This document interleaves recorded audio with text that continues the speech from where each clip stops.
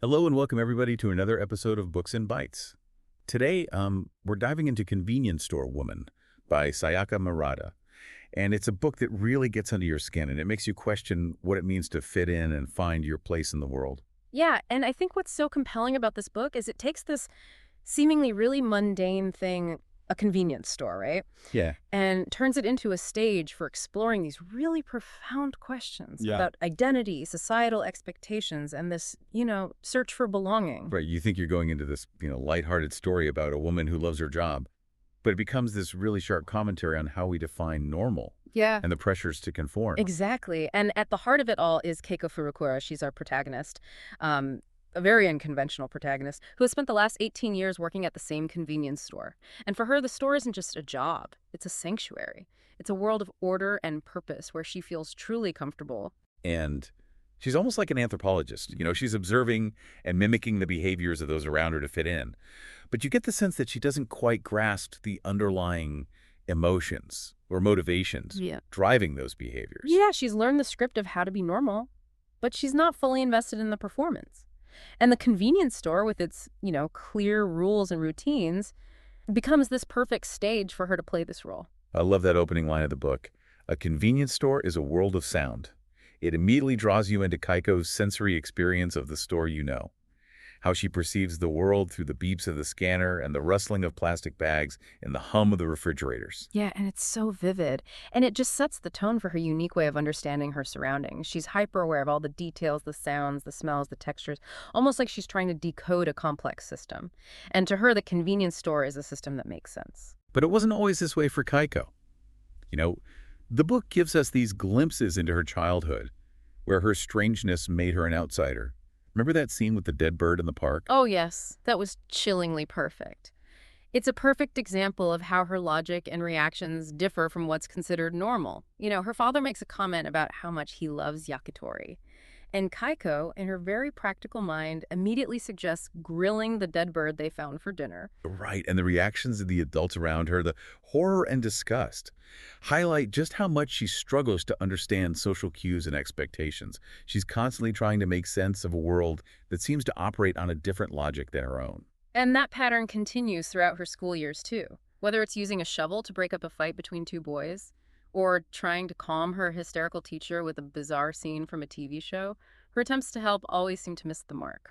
It's almost like she's watching the world through this one-way mirror, you know, observing and analyzing, but unable to fully participate.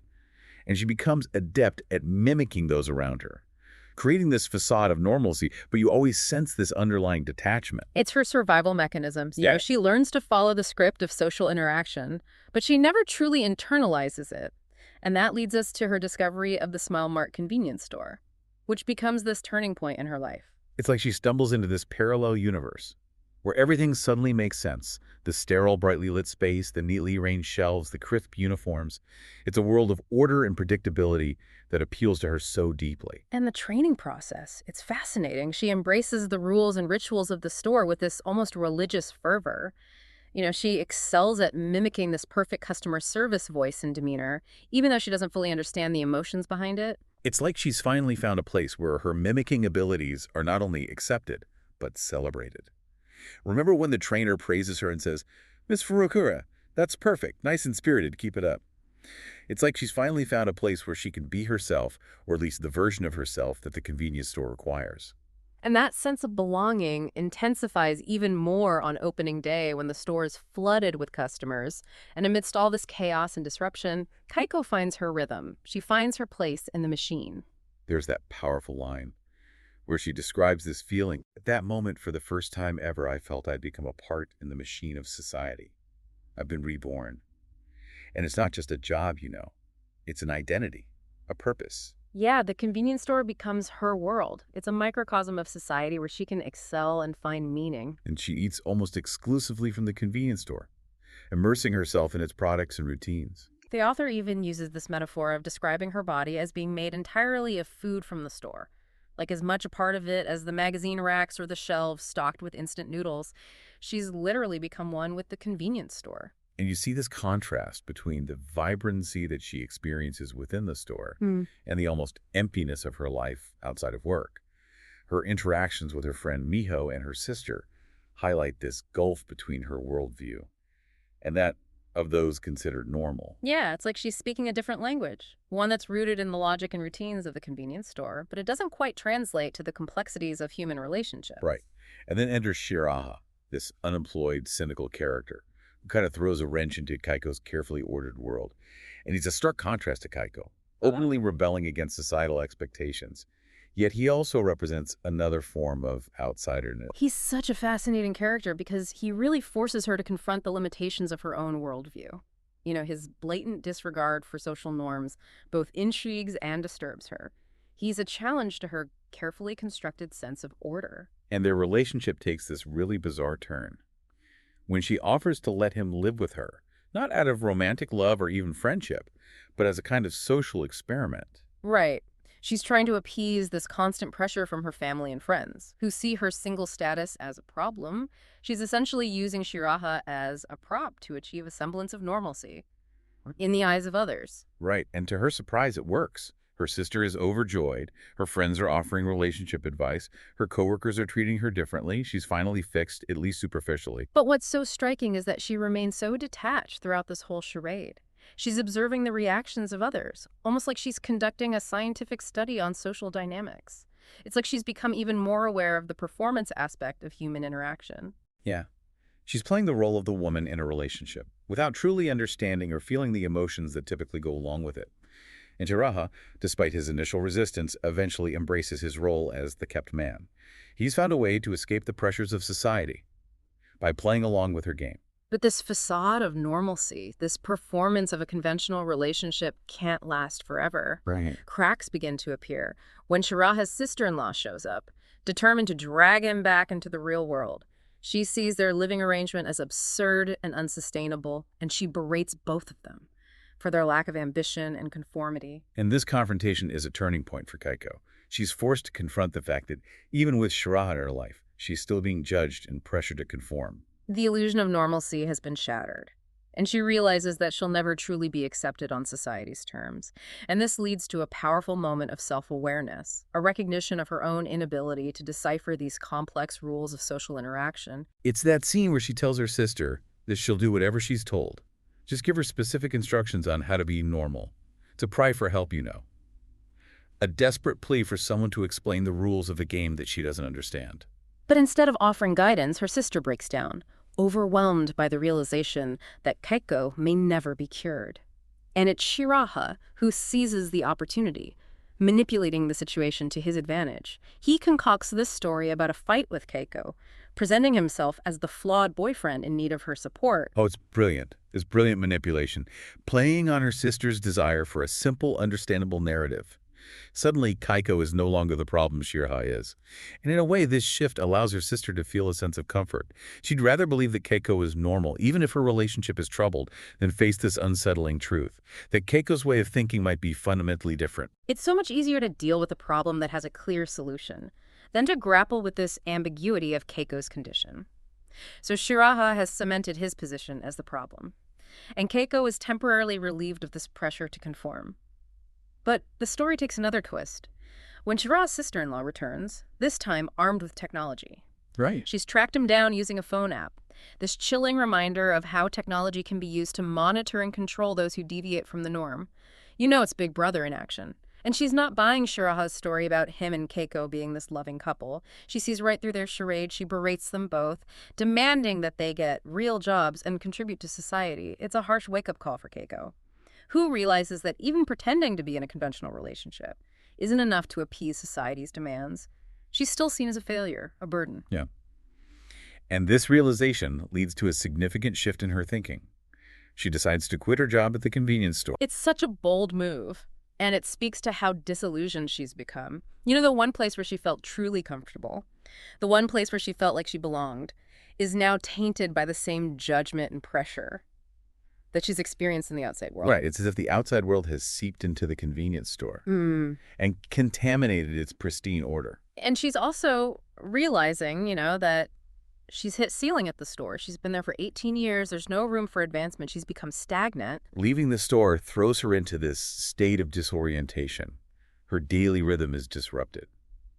And she loses her sense of purpose. She no longer knows how to define herself. You can really feel her struggle in those descriptions of her looking at the clock and thinking about what would be happening at the store at that exact moment, like her internal clock is off. Right. She starts to neglect her appearance, stops shaving, and even loses interest in her carefully curated diet of convenience store food. It's like she's shedding her old skin, but she doesn't know what will replace it. She's in this liminal state, caught between her old identity as the convenience store woman and this unknown future that awaits her. And then we have that unsettling scene where she's talking to her sister-in-law on the phone, and she starts asking these existential questions about reproduction and the purpose of humanity. It's like she's trying to figure out where she fits into this grand scheme of things if she's not working or in a relationship. Right. And her sister-in-law, bless her heart, is completely baffled by this line of questioning and delivers this rather blunt assessment that Keiko would be doing humanity a favor by not reproducing. It's harsh. But it underscores the societal view of Keiko as an anomaly, someone whose genes should not be passed on. So she's adrift, questioning her purpose, facing rejection even from her own family. But then she has this unexpected encounter at a convenience store. The pull of the familiar is so strong, she goes to the store with Shiraha, and you can just see her being drawn back into this world that she knows so well. She can't help but notice things that are out of place, tasks that need doing. It's like her instincts are taking over. She even starts giving instructions to this young employee working there. It's like she can't escape her true nature, her ingrained sense of order and efficiency.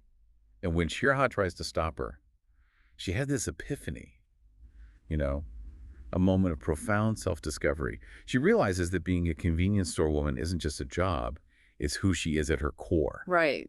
And this is where she utters that powerful line. It's not a matter of whether they permit it or not.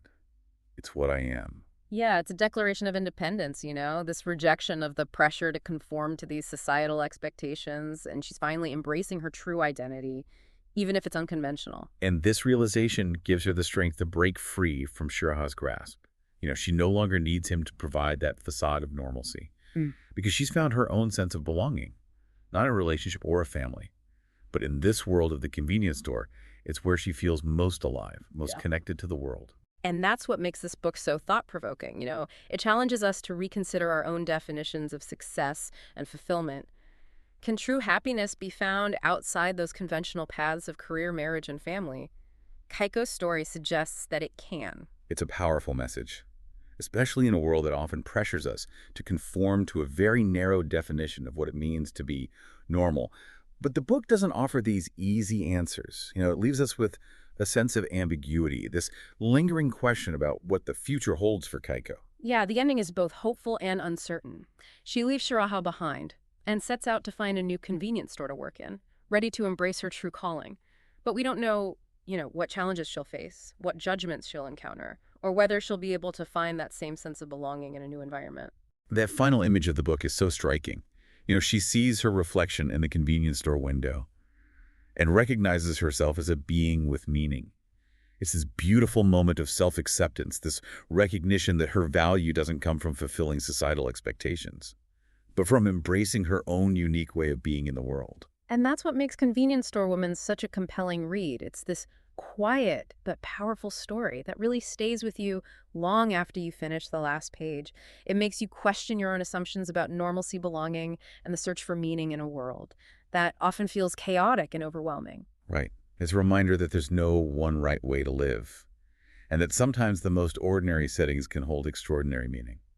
So as you reflect on Convenience Store Woman, consider this. What are the convenience stores in your own life? Where do you find that sense of belonging, that sense of purpose, even if it might seem unconventional to others? It's definitely something to ponder. And if you haven't already, I highly recommend picking up a copy of Convenience Store Woman. It's a quick but thought-provoking read that will stay with you long after you close the book. Yeah, it really makes you think, right?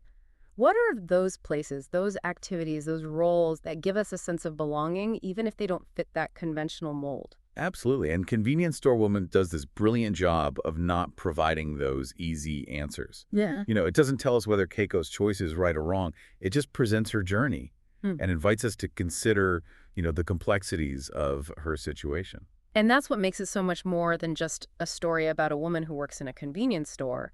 It becomes a commentary on how society views those who are different, those who don't quite fit into those prescribed roles. Exactly. It makes you question whether those roles are even desirable in the first place. Yeah. Is conformity truly the path to happiness? Or is there a different kind of fulfillment to be found in embracing one's uniqueness, even if it means being an outsider? And it makes you wonder if Keiko's experience is, specific to Japanese culture, or if it reflects this broader societal tendency to pressure individuals to conform. I think there's a universality to her story. We've all felt that pressure to fit in to meet certain expectations, whether it's in terms of career relationships or even just how we present ourselves to the world. Absolutely. And the book doesn't shy away from exploring the darker side of that pressure. We see how it can lead to feelings of isolation, anxiety, and even a sense of hopelessness. But what I find ultimately hopeful about the book is her resilience. Despite facing constant judgment and misunderstanding, she never gives up on her search for belonging.